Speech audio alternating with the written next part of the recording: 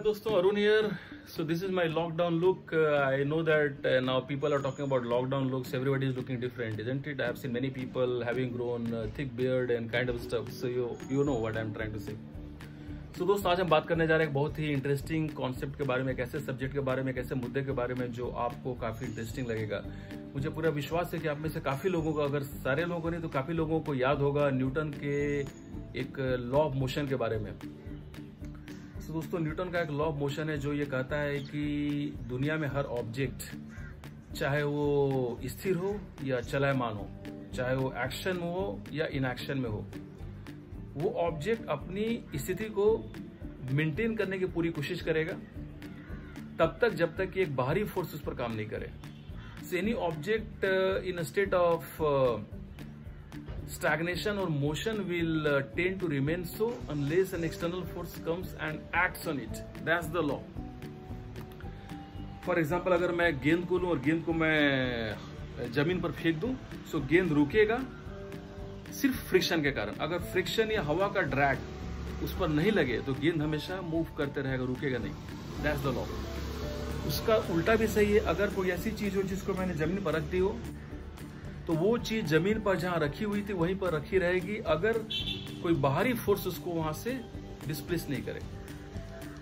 तो ये तो लॉ सबको पता है दोस्तों। ये लॉ ऑब्जेक्ट पर तो काम करता है, लेकिन उससे ज्यादा इफेक्टिवनेस के साथ में काम करता है हम सबों पर, ह्यूमन बींग्स पर, आप पर और मुझ पर। So let's see how does it work. तो दोस्तों, ये जो लॉ ऑफ मोशन है ये हम सबों के बारे में ये कहता है कि अगर हम एक्शन की स्थिति में रहें या इनएक्शन की स्थिति में रहें, दोनों स्थितियों में हम अपनी स्थिति को मेंटेन करने की पूरी कोशिश करेंगे। हम अपनी स्थिति को मेंटेन करते जाएंगे अगर बाहर का कोई फोर्स, बाहर की कोई ताकत हम पर एक्ट नहीं करे। इसका मतलब क्या है? इसका मतलब यह है कि मान लीजिए मुझे कोई किताब लिखनी है, जैसा मेरे साथ हुआ, और मैं किताब लिखने की कोशिश करूंगा। मैं 1 पन्ने लिखूंगा, 2 पन्ने लिखूंगा, लेकिन बाद में मैं फिर किताब लिखना बंद कर दूंगा। मेरे ख्याल से एक रिसर्च के हिसाब से दुनिया के 70% लोग किताब लिखना चाहते हैं, लेकिन सिर्फ 0.01% लोग लिख पाते हैं, ऐसा कुछ है। So that is because writing a book means writing at least 200 to 300 pages of a book, and it needs thinking. So आप 1 पेज लिखोगे, 2 पेज लिखेंगे और उसके बाद में फिर आप लिखना बंद कर देंगे, because your mind is not able to see that long-term benefit. It's looking for instant gratification. It's easy to make a video and upload a video, but it's not easy at all to write a book, edit the book, and publish the book, because it's going to take you many years in many cases. I've seen people who have taken many months, many weeks, many years in publishing a book. But then, अगर हम Newton का law को यहाँ पर apply करते हैं तो बड़ी इंटरेस्टिंग एक बात उभर कर सामने आती है कि अगर मैंने किताब को लिखना शुरू कर दिया तो फिर मैं किताब को लिखते ही जाऊंगा जब तक बाहर की कोई ताकत मुझे रोकती नहीं है।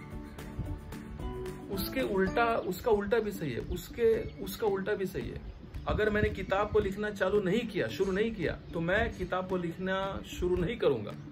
I will always be in the state of inaction when it comes to writing a book, unless some external force comes and makes me do something differently. For example, this external force could be a motivation which I get from a video. This external force could be the motivation or inspiration which I'm getting from a coach. This motivation could be while listening to a podcast. This motivation could come from some unfortunate situation in life. I know many people who want to do something different in life when they go through something very unpleasant in life. So it's our job and task, it's our responsibility, obligation and accountability to see that we do not let that harsh thing come and hit us before we take an action. So we need to take an action in a proactive manner. That's the difference between a reactive action and proactive action. Coming back to action, coming back to the law of motion, सबसे important बात यह है कि आपको ये समझना होगा कि अगर आप कोई काम नहीं कर रहे हैं तो आप वो काम नहीं करेंगे और आप काफी सप्ताह, महीने बिताएंगे वो काम को नहीं करते हुए।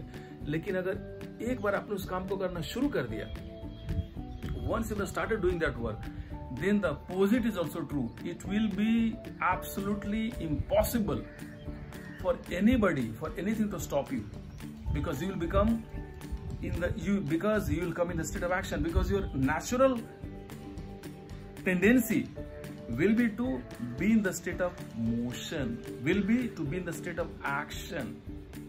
because your natural tendency will be to keep on writing the book, and that's what I have seen happening with me, friends.